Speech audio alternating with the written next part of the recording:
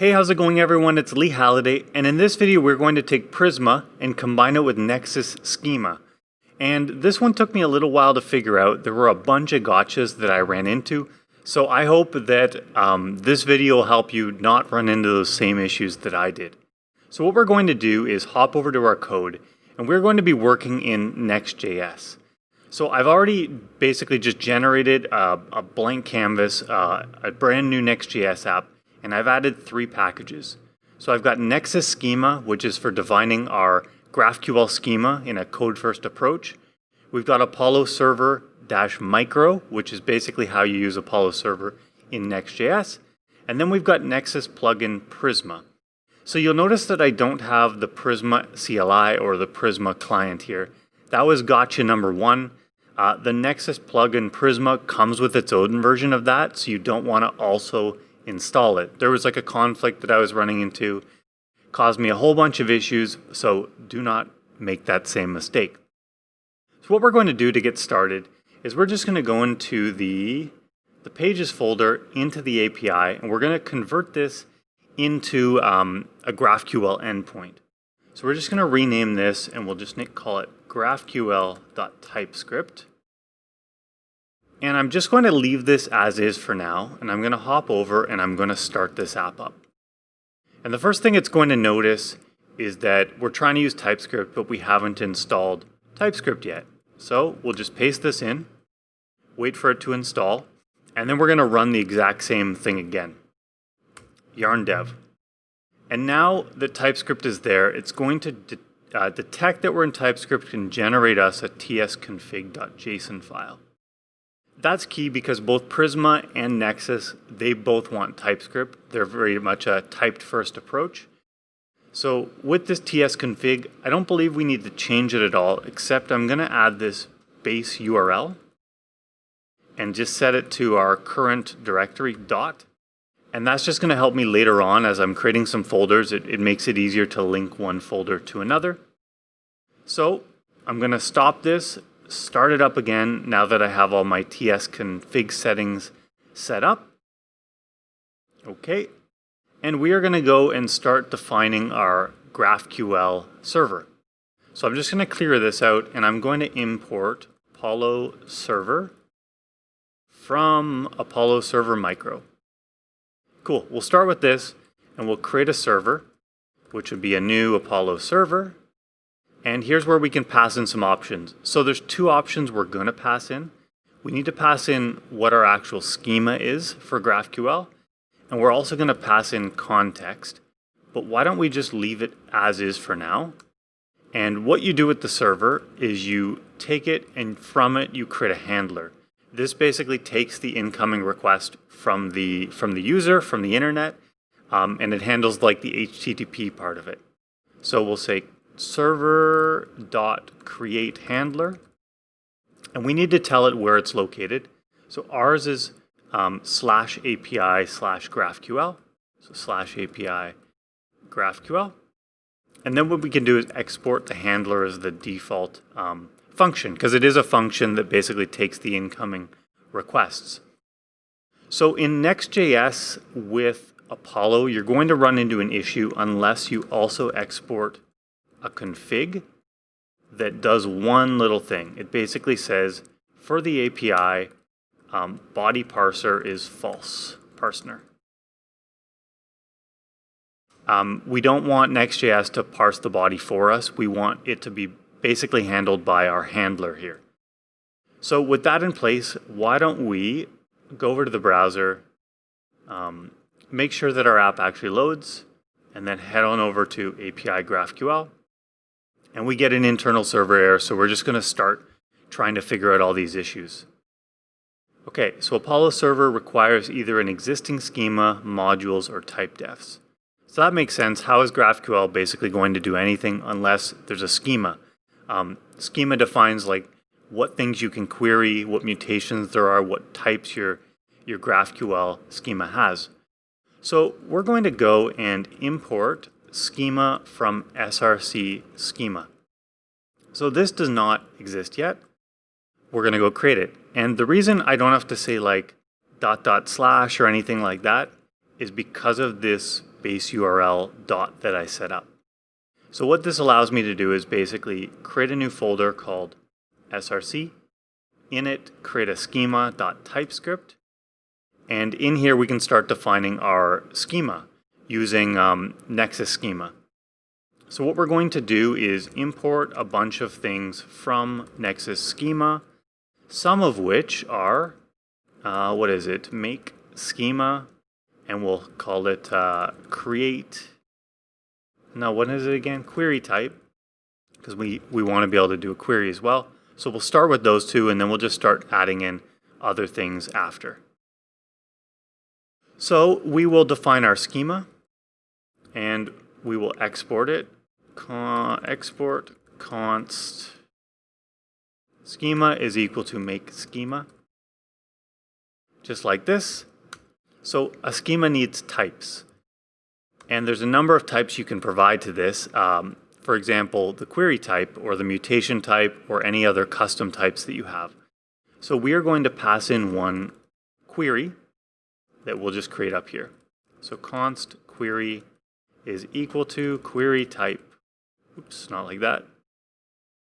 Query type. And in here we say the definition, and we can add fields to our query type. So why don't we just create a string field called name that resolves to my name. Okay, what types issues is it telling us? Object literal may only specify known properties, but types, there we go. Okay, so our schema's in place. Why don't we go and see if this thing loads? Nope. What do we got now? Apollo server requires an existing schema, modules, or type defs. So it doesn't like this. Export the schema from schema. Oh, so we need to tell Apollo our schema. Reload this, and now it's working. I get the GraphQL playground where I can define my query. So we will say, give me the name, and it returns Lee Halliday here. We can pop open our docs and see what queries we have available, etc. So with this in place, we basically have a minimum version of Nexus Schema working alongside of Apollo Server in Next.js.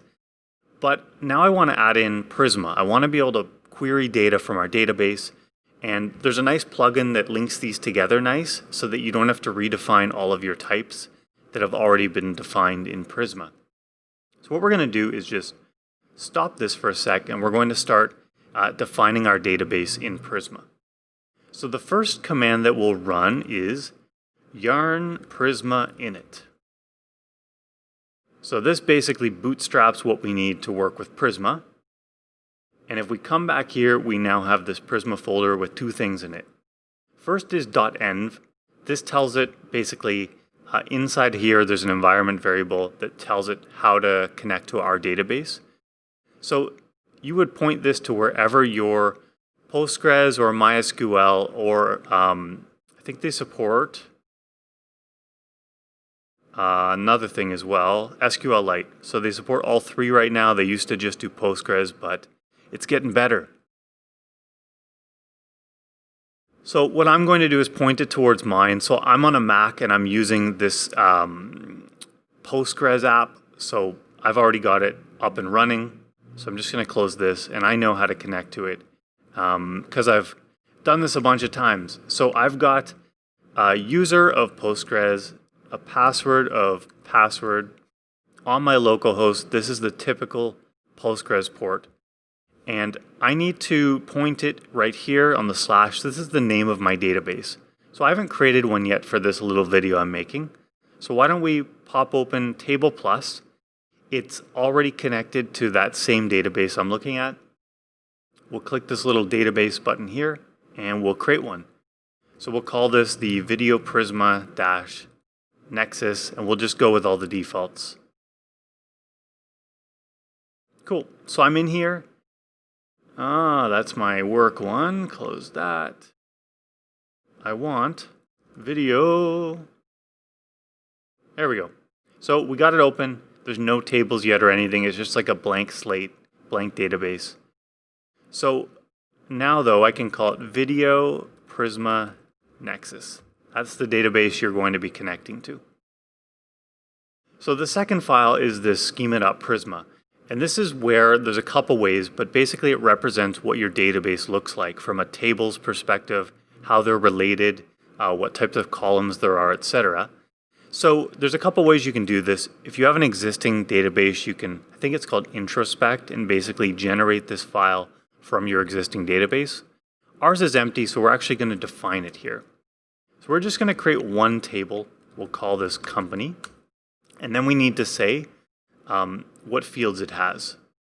So this has an ID of int, and the default value is auto increment, and it's an ID column. So then we're going to have a symbol, which is a string. We're going to have a name, a string, and a description as a string. Save this. It does auto formatting, which is awesome because it's set up in with Prisma and Prettier and all of that stuff. So now that we have this defined, what we want to do is go down to our terminal, and we want to run yarn prisma migrate save. But what you have to do, let me just try this. It doesn't work unless you pass this experimental flag. And what this will do, after we give it a name, create company, is it will generate us a database migration. And migrations are basically how to take your database from one state to the next. So from having no company table to having a company table. It creates you a migrations folder, and inside of our first migration, it's pretty cool. It defines a README, which basically says, this is what I'm going to be doing to your database. I'm going to be creating this table called company with these fields. But if we were to go back to our database, it's not there yet. We actually have a migration table because Prisma tracks what migrations it's run, but we don't have our company table yet. So to actually get that, what we need to do is this command right here that it says. It's faster to just type it.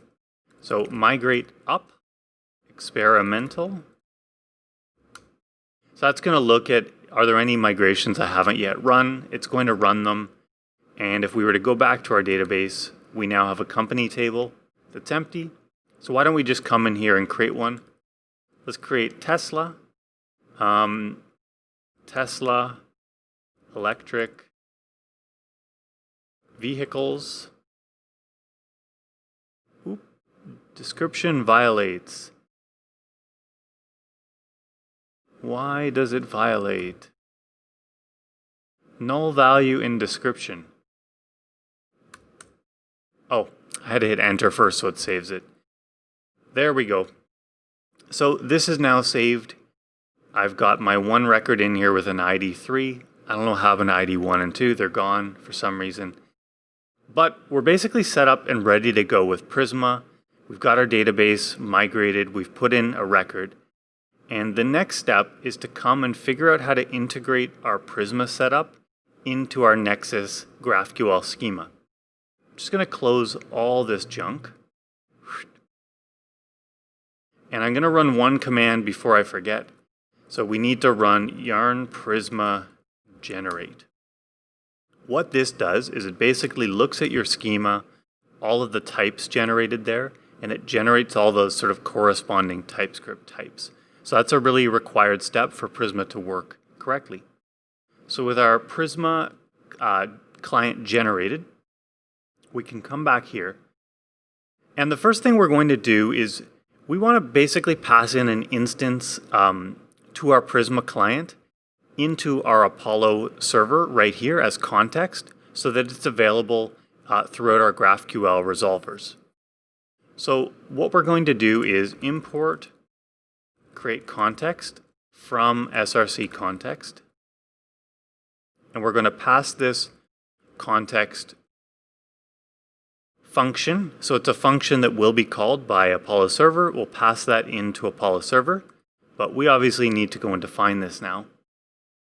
So we'll go over here, create context.ts. And in here we can set up our context function.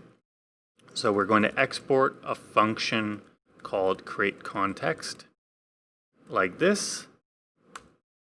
And what it's going to do is return us an instance of the Prisma client. So we first need that.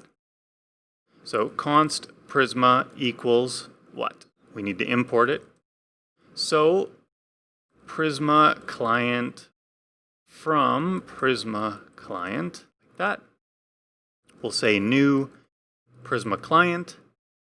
And here's where you can pass in any Prisma options that you want. So for example, do you want it to log queries? You can just put this in here. So now that we have this instance of Prisma, we'll return this. Return an object with Prisma in it. And we also want to define types for this. So why don't we define an interface called context, which will be equal to, right now, just one value, and its type is a Prisma client. So a couple things we're going to do now. We need to export this, which will be used later inside of Nexus. And we're also going to say that this function here returns the context as its return type. So this is set up. If I come back here to our GraphQL endpoint, TypeScript is happy here. So now what we can do is head on over to our schema and work on integrating Prisma into our schema. Time for a tea break first. Oh yeah. Okay, the first thing we're going to do here is import something called Nexus Schema Prisma from Nexus plugin Prisma /schema. Personally, I'll be honest, I find Nexus pretty confusing because they have this thing called Nexus Framework, and then they have this other thing called Nexus Schema, and I don't really understand the difference between them and all the documentation like points in weird places. So this caused me a whole bunch of headaches. Even if you go to the Prisma documentation on how to integrate it with Nexus, they're linking to a different one. But I got this working, so just follow me. So with this function here, we can come in and we can say we're going to use a plugin, and we're going to use this Nexus Schema Prisma plugin like this. And now there's just a few other sort of settings that I need to define to make all of the types work correctly with Prisma. So what we can do here is first define our outputs. So Prisma defines a number of outputs. The first one is the schema itself, so the GraphQL schema. So we are going to put this in import path from path. So we're going to say path.join, and we're going to put this in process.currentWorkingDirectory, comma, we will call this schema.graphql. And then we also want to generate a typegen file. So we'll put this in the same place, basically, process.currentWorkingDirectory. In a lot of examples, you'll see __ name, but that's another gotcha. That causes problems right now in Next.js. So the alternative is to use this, and we will call this nexus.TypeScript, like this. So that's where it's going to output stuff. So if I were to go back to the web, oh, didn't start my server, yarn dev, refresh. Cool, so I haven't busted anything yet, which is really good news. But you'll come back here and you'll see a couple files that it's output. So we got the schema, which right now is just a query type. You can query a name. It's also output this nexus.ts file. And this is sort of like all the auto-generated types from Nexus. So the next thing we're going to do in the configuration is some auto-config typegen stuff. And I basically copied this from what I saw on the Prisma example. I'll link to that, and I'll also link to the source code of this. But there's a couple things. So we need to tell it what TypeScript type our context is. So if you remember, it's one called context. But we're actually going to call it context.context because right below when we set it up, we're going to give it an alias and then the actual type itself. So right here, we need to define our sources. So we're going to have two sources for our typegen autoconfig. The first source is going to be Prisma client. So these are all the types that Prisma is generating. And we'll give this an alias of Prisma. And the next one is going to be this context here that we were just talking about. So the way we're going to point it towards that is by saying require.resolve, and we can resolve it to context like this. And then our alias will be context with a big C. So that's why we have this context here. That's the alias, and then the type itself is context. So if I were to sort of refresh the page, I found whenever you basically refresh the page, Nexus regenerates the types. So if we were to come look at here, you can see that it's importing everything from this src context. It's giving it the alias that I set up. So that looks good to go. All right, so I think we've set up our schema right. So it's now to basically add in a way to find that company from our database. So what we're going to do is define a type called company, and it is going to be equal to a thing called object type. So an object type, we have to give it a name. So this is going to be company, and then we define what this looks like. So typically this is where you would say, okay, I've got an ID called ID, and you're going to receive a company and args and context that we don't need, and return the company.id. And then you'd have to do this for each field to basically tell it how to grab the company.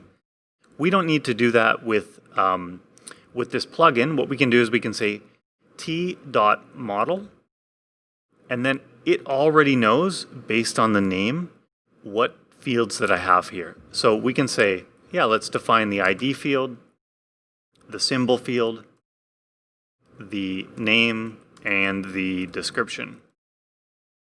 Oops, description, like this. So we've defined our company. We need to tell our schema about it. So company is down here. So now our types are the query type and the company type.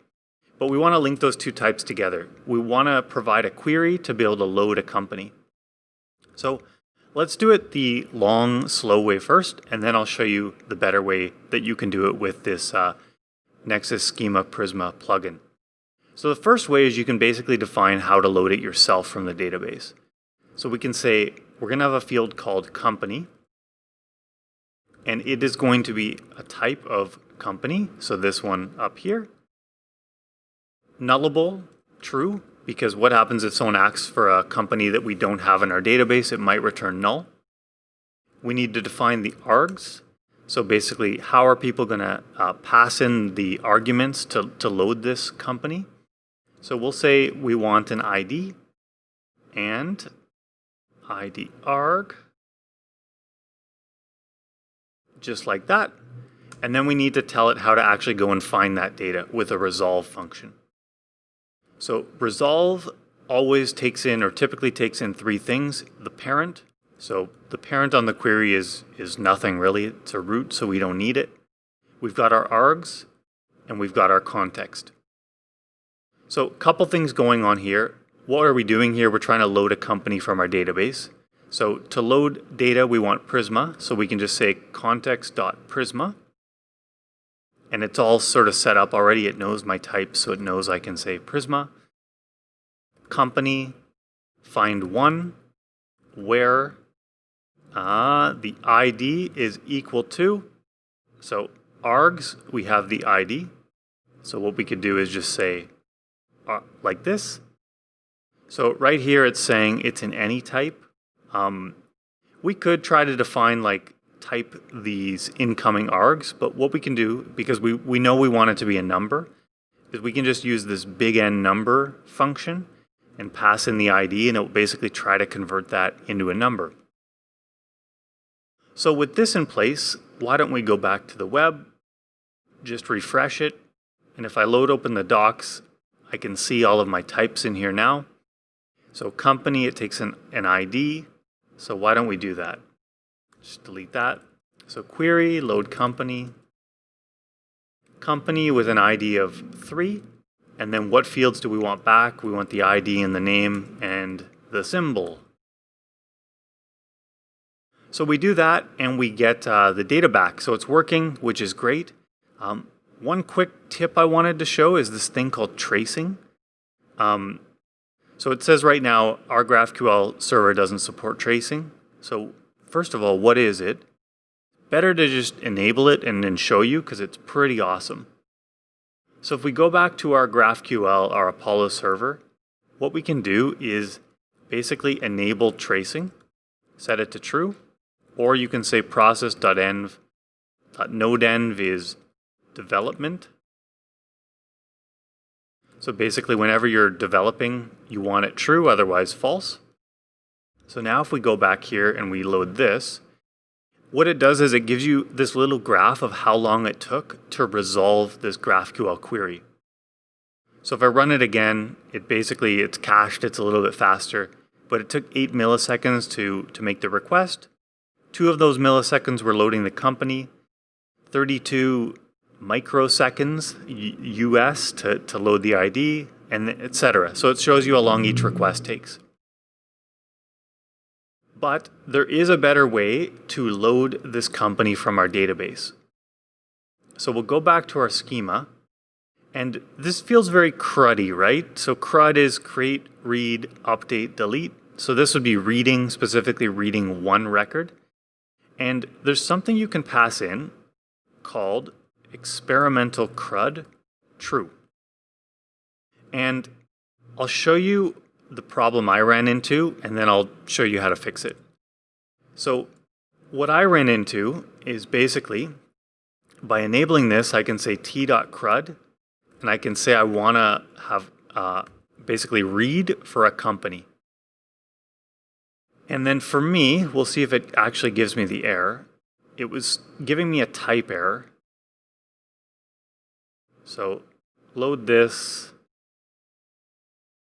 You know what? This time it's working. Whatever, it's happy. We don't need to worry about it. So basically what it was doing for me is giving me a type error. It wasn't happy. Oh, I know why. I know what I did. I had forgotten to pass in this type here. And when you don't pass the type, it doesn't know, see, internal server error. And it was giving me type error here. Yeah, exactly like this. So it was like type error. An argument for ops was not provided. I probably spent an hour trying to figure out what this dumb error was. Turns out I needed to pass in the company type here. It regenerates the types, and that just corrects this error. So if you ever see this like ops, make sure you're passing in all your types here. So what does this do? If we come back to our let's close this. If we look at our docs, we still have a way to load a company. It's slightly different now. The argument is a where. And basically you say where the ID is 3. So perfect. So it still works. We can look how long it's taking to do this using our tracing, but it's loading our company. And it was just 1 line of code rather than 10 lines of code. So I'll just keep this commented out in case anyone's interested. But another cool thing you can do now is say, I also want to load companies, many, and I want it to have pagination, and I want it to support filtering. So just by doing this 1 line, we basically get a whole bunch of docs and how to load companies, many. So we'll say companies, where, and what we can do is we can say where the name contains, what are we doing, Tesla. So let's just say E, like this. And we'll ask for the name and the ID. So I only have one company in here, so why don't we go and create one? And instead of creating one in the database like we did last time, why don't we use this CRUD support to basically allow us to create one through a mutation. So I'm going to go and define a mutation type like this, come down here and say mutation is equal to mutation type. And our definition of what our mutation looks like is, before I forget, add our types down here. We can just say t.crud.createOneCompany, like that. And instantly, if we reload, we now have a mutation to create one company. So we can say mutation create company is equal to create one company, and you have to pass in the data for it. So what does our company have? It has a name, let's say Apple. Symbol is, I think it's AAPL. Description, expensive phones and computers. And it returns us back the company that was just created. So ID and name. So interesting thing here, I have a query and I have a mutation, and they're both named. So if I hit this play button, I can choose which one. So we're going to create the company that's returns back ID 4 of Apple. And then we can load it again. And here we still got our one company that we're loading by ID. Of course, we want to prettify that. But we're also getting back these two companies because both of these names contain E. Now, sort of as a predominantly back-end programmer, this freaks me out a little bit because you're basically giving your users free reign to query your data in any way. Maybe the name field isn't indexed and you could cause performance issues, etc. But there's actually things you can do when you're worried about sort of how this is resolving the query. For example, maybe we wanted to only load active companies or only load companies that you have access to, and we want to override the resolver for this. So what we can do is come back up here and we can say, we're going to override the resolver. So what does a resolver normally take? In this case, we've got our parent, which is the root. We've got the args and the context. So we can come back here and we can say return context.prisma.company.find1 where the ID is equal to, and we want the ID. So here we have args.where.id, like this.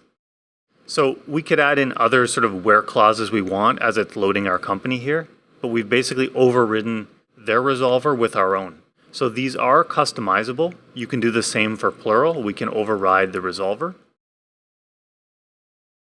So if we were to come back here and just double check it's still working. So we can still load our company. We can look at the tracing plan and we can see how long it's taking to load each of these. We can come down here, and because we enabled query logging on our Prisma, we can see what types of database queries it's running. So this is the query to find where the name is like E. And then this one down here is showing where the ID is equal to 3, I believe it was. So that's all I've got for this video. It was a lot of configuration. This stuff took me forever to run out or to figure out, running into tons of weird errors with forgetting to put the company type, the type's not generating correctly, all of this type gen stuff here. But you can use this sort of as a starting point if you want to use these for yourself. I hope you enjoyed the video. Take care. Bye.